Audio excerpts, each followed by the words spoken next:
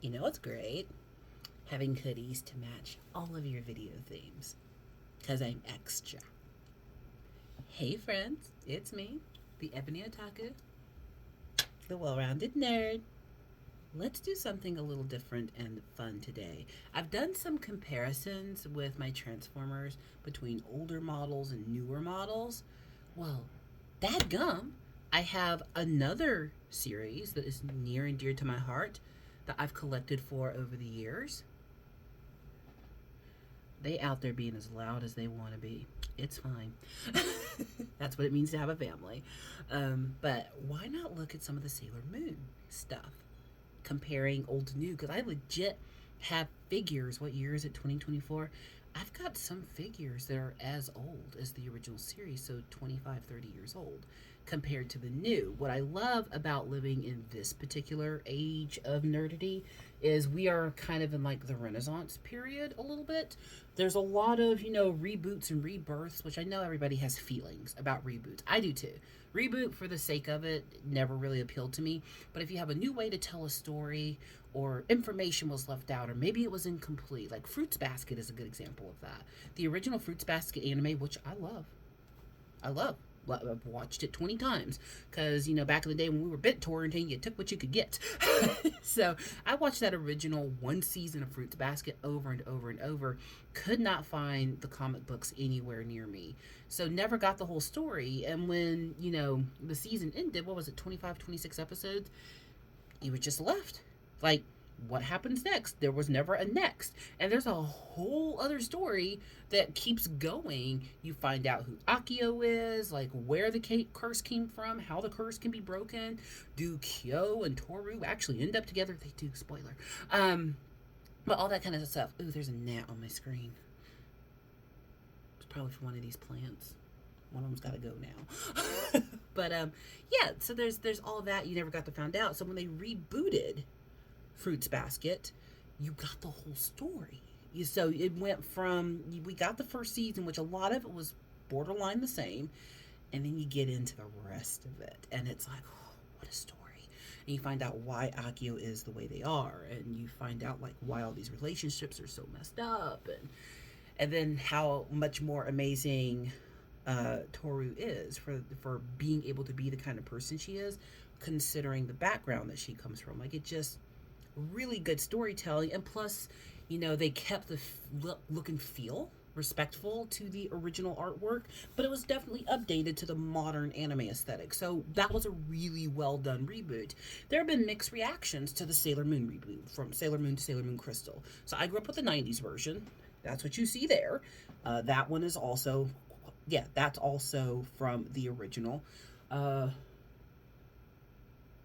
y'all can't see my crystal artwork. It's over there. but the original 90s anime of Sailor Moon is near and dear to my heart as it is.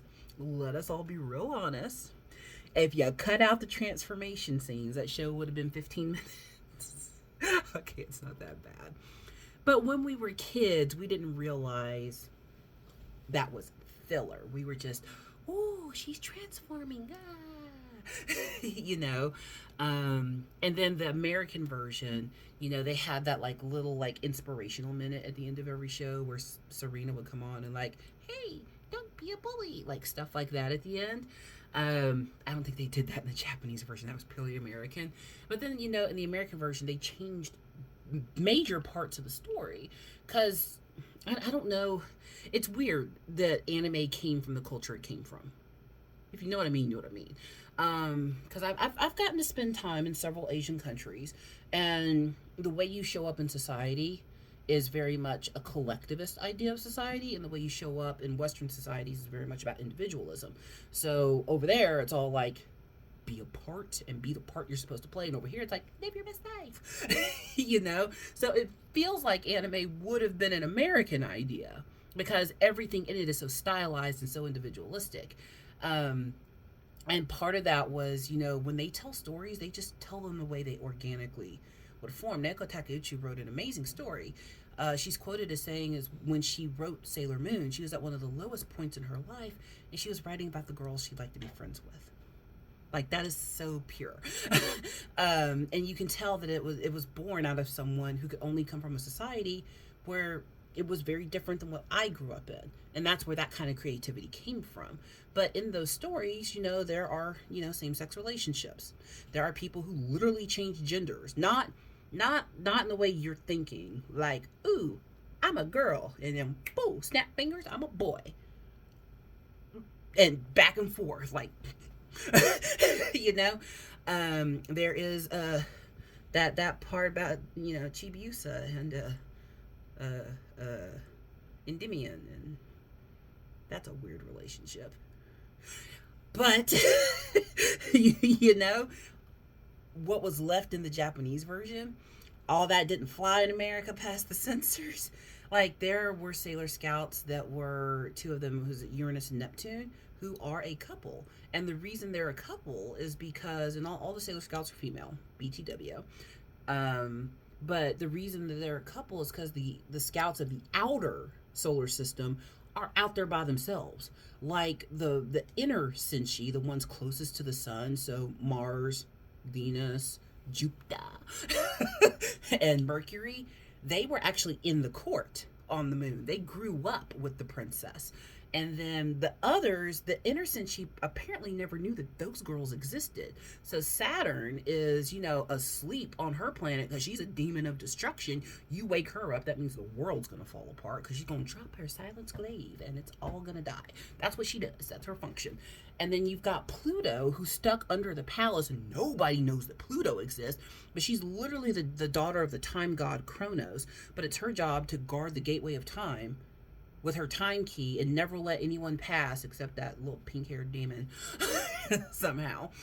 So they don't know about her. Only Queen Serenity knows about her. And then you've got Uranus and Neptune, who are literally out in space on their own. You're not going to be out in space by yourself for 1,000 years and be single. So they have a bond together that no one else has. And then even though the other two outer Senshi weren't with them, because they were, one's, and the other one is, once they meet each other in person, they understand the bond of loneliness. So they become basically I'm not going to call it a poly family, but it's an interesting arrangement they have going on. They cut all that out in the American version because they didn't think American children could handle it. This is also when The Simpsons and Family Guy were getting big, so... we now have Adventure Time and Gravity Falls, so obviously it would have been fine. So we have Steven Universe now. It would have been fine. But now that they've rebooted with Crystal, they've gone more into the manga telling of the story. One thing I never liked about the Sailor Moon animated series is they took characters that in the books that you could gravitate towards and could love, and they made them jerks. Like the biggest change was what they did with Endymion, Mamoru / Darien, depending on, Endymion is him as king and prince, Mamoru is Japanese name, and then, Darien, which bad name choice, is the American version of him. But in the manga, he loves Serenity. Like, it is obvious. Like, even when he doesn't know who she is and she doesn't know who she is, like, he's drawn to this girl. He feels like he should protect her. Like, he picks on her a little, but it's not near to the degree of what they turned him into in the 90s anime. And it was like, I don't like him. But then you read the manga and it's like, oh, but he's nice. And then you watch the anime and I was like, oh, he sucks. So when they rebooted it, the story was closer to Naoko's original vision, which I appreciate. So that's where I love a reboot. Yeah, there have been some complaints about the animation. Like, they farm a lot out to animation houses for repetitive things or the little bits that, don't have to be as flashy and perfect.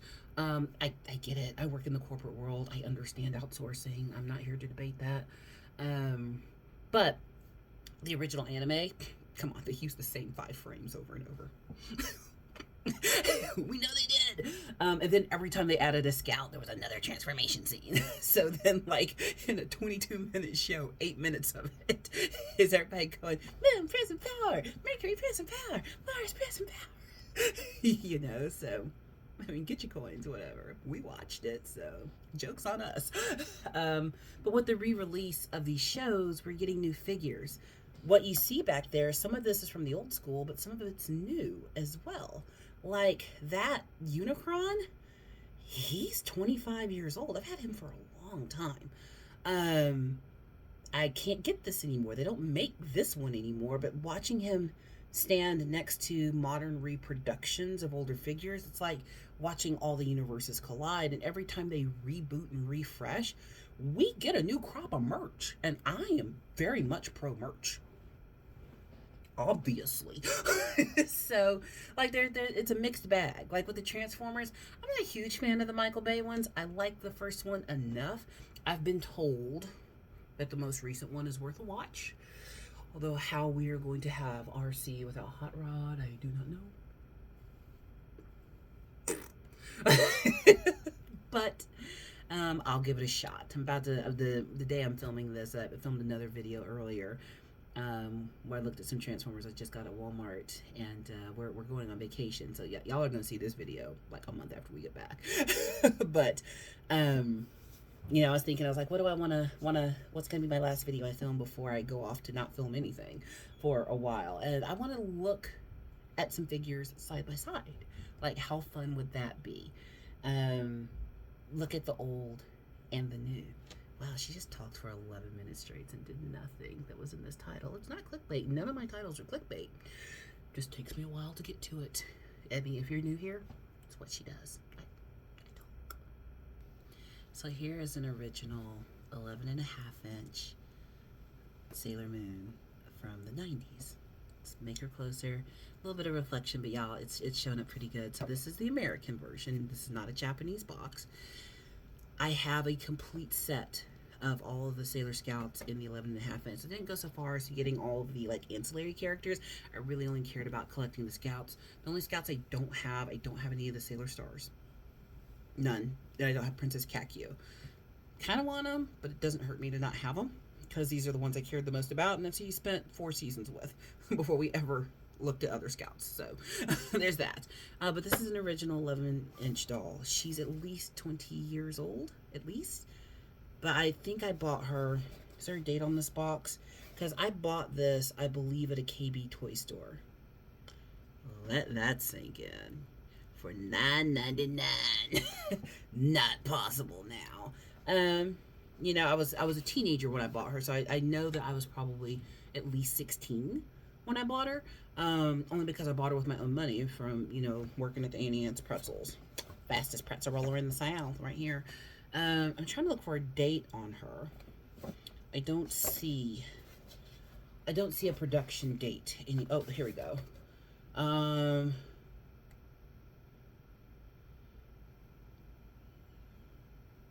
Well, it says copyright in America as of 2001. When did I buy this? Because this doll came out before 2001, trust and believe. But I didn't buy her when I was a little kid. Little kids don't have money. I wish I kind of had, because I could have had more. But I was 16 or 17 when I bought her. Man, the older you get, it's hard to like remember when stuff happened. Not that you're like making stuff up, but it's like I remember the experience of buying it, but like pinpointing the date. I knew I could drive. Was I with my ex-husband? I feel like he was with me. If I was married, so I was at least 18 when I bought her. Okay, that timing makes more sense. But yeah, look, she's even got a little, in America they called it the moon stick. I'm sorry, no, in America this was the crescent moon wand. In the Japanese it was the moon stick. So she's even got a little moon stick in here. But I also have, let's bring out her sister, the exact same one but shorter. Her I did not find in a store. I got this one along with the rest of them this size. Y'all ready for this? On eBay, $10, because I got a Prince Endymion as well. Well, Darian. A tuxedo mask. Tuxedo coming somehow. Okay, I'm gonna quit naming him. But I got a box of them, all of them, for like $80. So like $7 a doll. And this is the 6-inch version. It's literally the exact same doll, just shrunk down. But then there was another one that I found, and I don't know where this one came from. Where's she at? Down here. This version of her got hit with an ugly stick. So we're gonna slide 11-inch over here, and we have, like, she's cute. She's cute. She's never coming out of the box. She's not for sale. Don't ask me. But then, so this is from DIC. I'm not saying it. You know how it's pronounced. It's an Irwin Toy Adventure doll. And then there is the set. Who's this from? Bandai. Yeah, because the production house, the producers in America changed when it came to, I think, the 4th and 5th season, so they put out new dolls. We see Serena in this. We see Serenity, Usagi. We see her. Y'all aren't ready. Who is this? Who is this? They read, like, is this the same doll? Is this the same character? I don't know, y'all. She's really ugly. And maybe you think she's beautiful. You know, beauty is in the eye of the beholder, and you're beholding wrong. But, and look, even her bow is crooked. They don't look like they came from the same show. Like, Bandai, what did you do? Like, why you do my girl like that? Like, even the blue on her costume, it's sewn bad. Like, what the jank is this?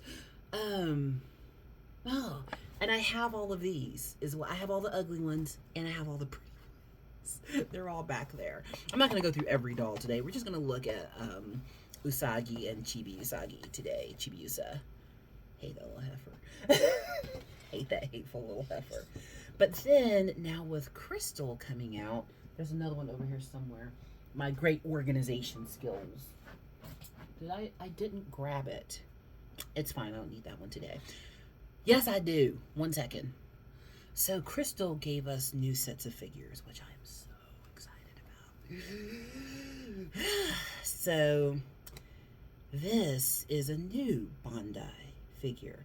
So y'all have seen the SH Figure Art Sailor Moon animation collection. They also have a Spy Family set that she hasn't purchased yet. That will probably be later in the summer if they're still available. But I really love these new Bandai figures. They are gorgeous. And they are $70 a piece, or $60. This heifer here, I want to say this one was $60. But this is the newer SH Arts Sailor Moon. I mean, that's what she looks like out of the box if she was posed. Why haven't you taken her out of the box? You think I'm taking $60 out of the box? Psh, you talking to the wrong heifer. All right, but this is the old Bandai figure. If y'all were always capable of this excellence, what is our excuse? It's like when your kid gets a D, when, like, you know, a week ago they got an A. Like, what changed? Like, that you thought you didn't need to make A's anymore? Like, no, that didn't change. So, yeah. I love these. So if you look on the back of these boxes, she does have a Luna in there with her. She poses gorgeously. Golly. And these are all Japanese boxes. I don't know where they're coming from. Because here in town, I live in a nerd city, and they were having hard times getting all of them. I only just got the last one I needed, which was Sailor Neptune.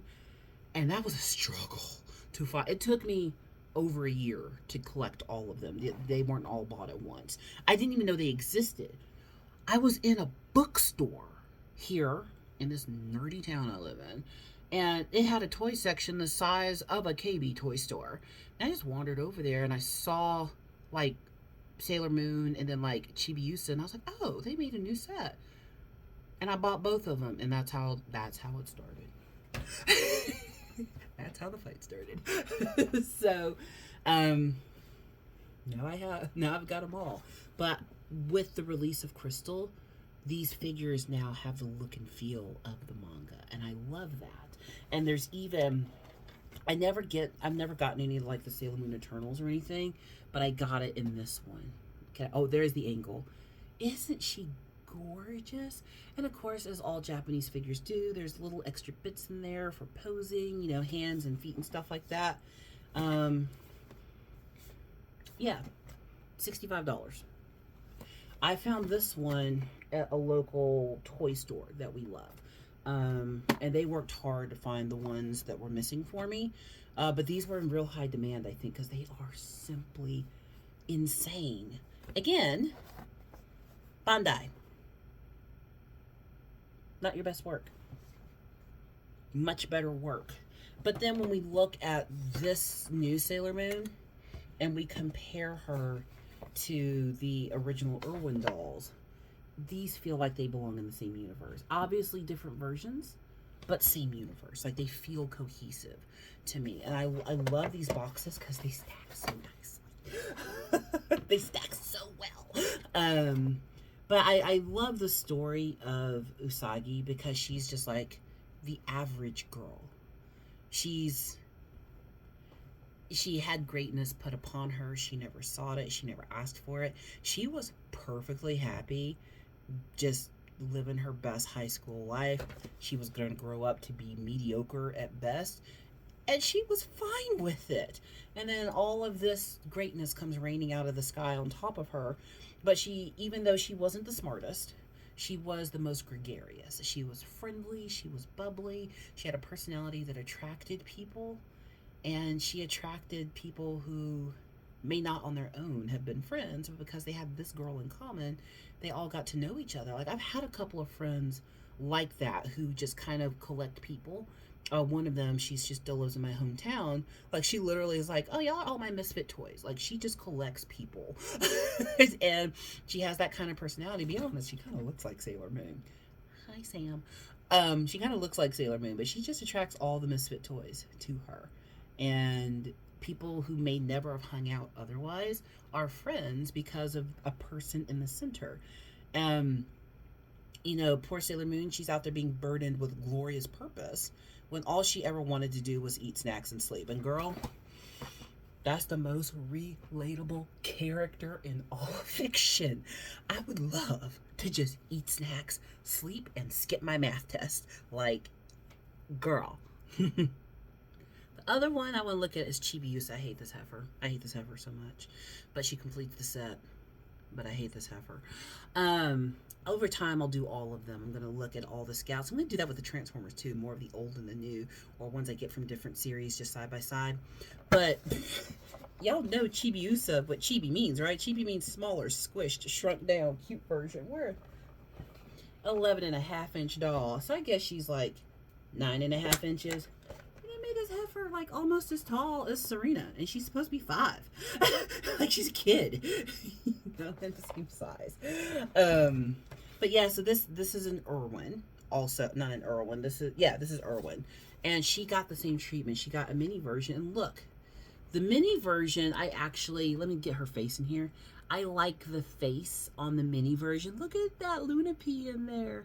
I like the mini version better than the tall version. I also have Wicked Lady. We'll get to her later. And I've got this double pack where it's Sailor Moon after she's done like one of her magic pen transformations, and then Chibiusa in there. But it's in a spot where I didn't feel like getting it out today. I've got such a collection, y'all. The house burns down. I'm glad we're insured, but I'll never be able to get the actual figures back. There's no way. But yeah, so they all come with these little feet stands. When a doll comes with stands, that tells you that it was meant to be collected, not played with. That's what I believe. But when we compare to the new one, again, look, the multiple. I love Japanese figures with the multiple faces or hands and stuff like that, so you can get different looks. But I mean, honestly, just that is exquisite. I don't like this heifer on principle, but I can acknowledge a beautiful doll. And how much was this little jerk? Oh, she was a little less. You know why she was less? Because she is less. I'm joking. $59.99 instead of $65. But backwards, side by side. Who do we love? Who do you love? It's interesting to see how things change. I can see how this appealed to the girl of my age because Barbie was huge. The Bratz dolls had just come out and they were getting huge. So this is the kind of doll we were looking for. In this modern age, I mean, kids are tiny collectors now. She's painted her nails. She's going on vacation. We were not going to Cozumel with our nails. Not good. So I'm not painting today. So the nails could be done. But I do my own nails. I want too many colors to go always get them done at the salon. I only go to the salon if it's like I'm going to somebody's wedding or something like that. Because you know how much nail stuff costs? It's actually not expensive. You can get whole kits with like 90 colors in them on Amazon for $20. So I need every nail to be a different color. And that's how she gets it. But I love what they've done for a new generation. And that's what you always have to remember when it comes to art. It's not about what that art just did for me. We have to remember that art is a direct product of the age and environment in which it's created. So I can't judge the art of Sailormoon Crystal based on the art that I'm used to. Even that ugly figure, it appealed to somebody. That got, I mean, more than one person had to approve that for it to get produced. Can't always be right. But look, she's even got extra hair in there to change to her super version. That is so cute. Because when they're super, because they got longer bows on the back and little hair. Joking. But art is a product of its age. So when the age changes, when what people are facing or what values are at the forefront change, then the art changes. That was why the Renaissance was such a big deal. The Renaissance was a direct reaction to oppression, where when people were not allowed to express in certain ways because of historical reasons, go look them up, society said, no, I push back. I will be something different. I will express differently. And there was a resurgence of artistic expression. That's why it's called a Renaissance. That's why Renaissance fairs are so fun. That's where we were last weekend. And a Renaissance fair, I mean, granted, it's the whole aesthetic of the dresses and the capes and all that kind of stuff. But people also show up as furries. You got furries, pirates, and queens. That's a Ren Fest. And it's good. It's a good time. But it's a good, non-judgmental, nerdy time because the Renaissance in itself was a collective of artists pushing back against the status quo and creating their new version of art. And that's why at a Ren Fest, you can basically show up as any kind of nerd. Because a Renaissance Fest in itself is a representation of, hey, come be who you are and have a great time. I love the resurgence, the Renaissance of the art. So I hope we can all give reboots and remakes a little bit of grace. Because of reboots and remakes, we have newer things to collect. We have more to talk about. And maybe if a kid watches a new version of something, you can say, hey, well, have you seen the original? And then y'all got something to bond over. I love it when I see posts about people who are introducing their kids to older versions of current properties because now they have that common ground. It's like, oh, y'all do know. Come close. Come here. Y'all do know that they will eventually remake all of the Harry Potter movies and Lord of the Rings. Y'all know that, right? Enough time has to pass, but they will remake it. You know why?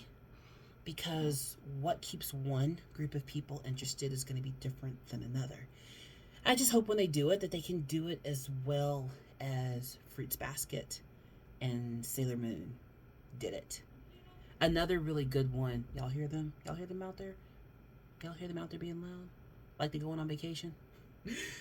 Another one that did a really good job, I would say, is Full Metal Alchemist. I liked the Full Metal Alchemist, but Full Metal Alchemist Brotherhood went in.